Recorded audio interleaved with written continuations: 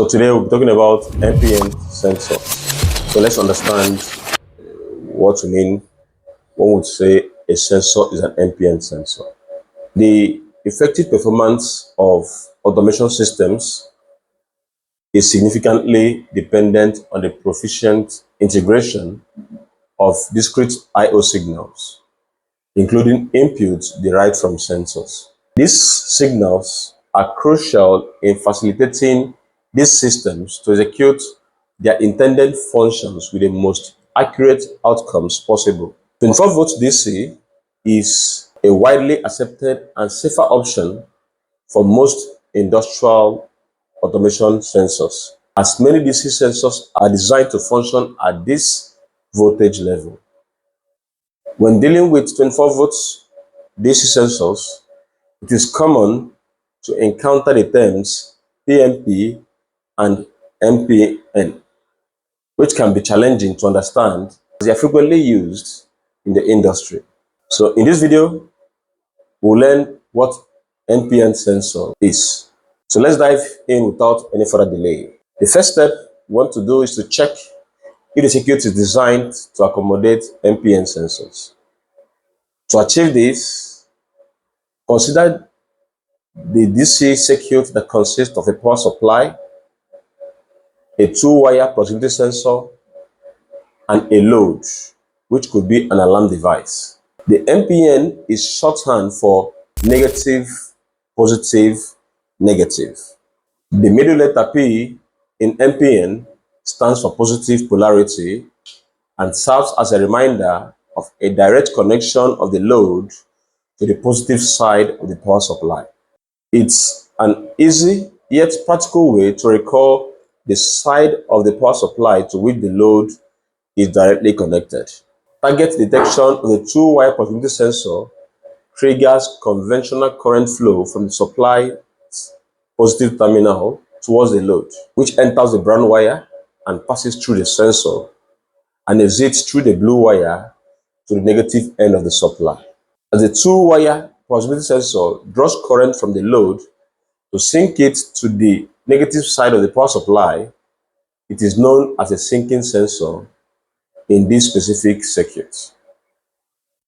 If you swap the two-wire proximity sensor with a three-wire proximity sensor, the wiring configuration will become more complicated.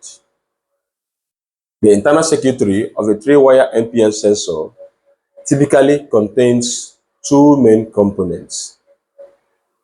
The sensing element circuit is designed to detect the presence of objects located within the proximity of the sensor. Once an object comes into the sensing range of the sensor, the sensing element circuit transmits a signal to switch on the NPN transistor immediately. So what about the NPN transistor?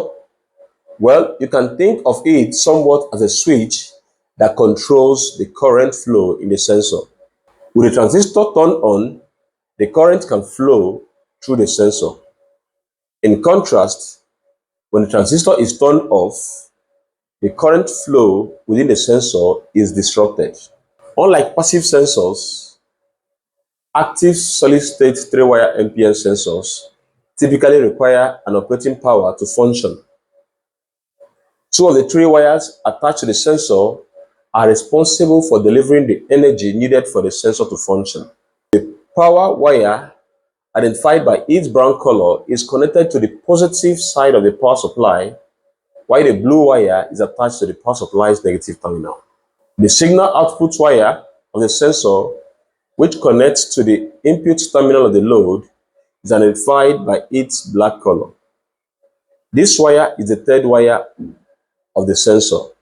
The placement of an NPN transistor between the negative voltage wire and the sensor signal output wire in an NPN sensor enables negative switching to occur. If you consider taking an alarm device as a load in this circuit, you can delve more clearly into the operational principles of a three-wire NPN sensor. When the three-wire NPN sensor doesn't sense any metal object, the active line goes low, causing the NPN transistor to switch off and functions somewhat as an open switch.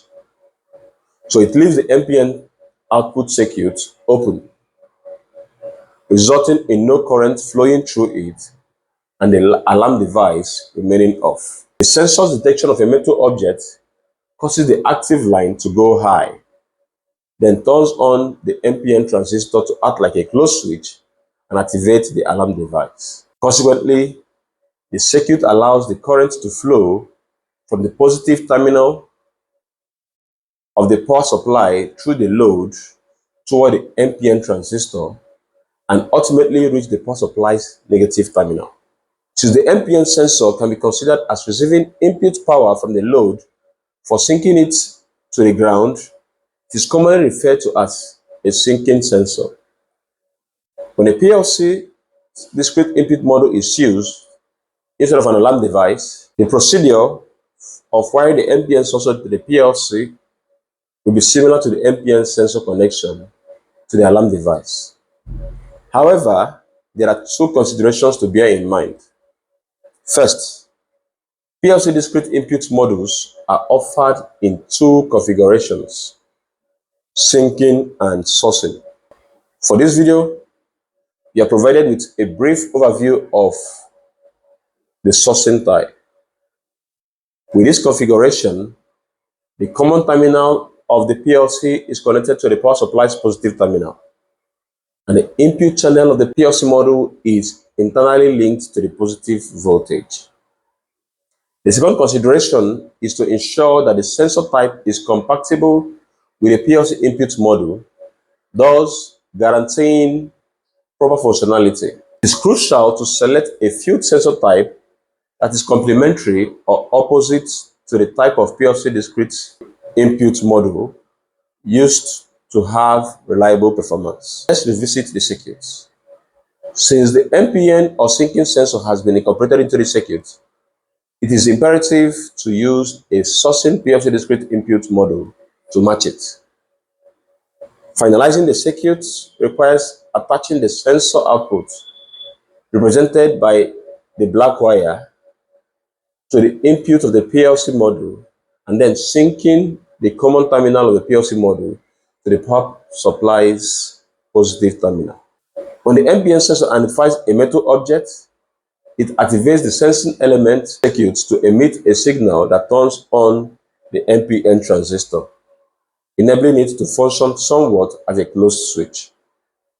Therefore, the current flows from the power supply's positive terminal and enters the common terminal of the PLC. From there, it passes through the input channel of the PLC and proceeds towards the NPN transistor before returning to the power supply's negative end. Lastly, you will discover how to test the NPN sensor to ensure it operates correctly. To do so, make sure you have a multimeter on hand and consider 24 volts DC as the primary supply for the sensor. If the NPN sensor doesn't detect a metal object, then you can expect that the sensor's output voltage will be high, which indicates that it is supplying a voltage nearly equivalent to the power supply to the input of the PLC module. Let's get the multimeter into play. Attach the multimeter's red lead to the NPN sensor's black wire and connect the black lead of the multimeter to the ground. As you predicted, the multimeter shows a voltage almost the same as the power supply. Now you expect when a metal object enters the irritation range of the sensor's output voltage will be pulled down to almost 0 volts. And as you figured, you can see this voltage on the multimeter too.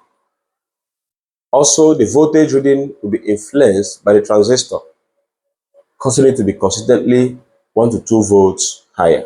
So this is how the NPN sensor works.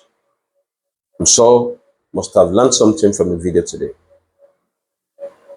Please share and subscribe to the channel so as to see more of this kind of videos. So having seen letter N in the A to Z challenge, we'll be going over to O in the challenge. So guess The device we're talking about in the comment section.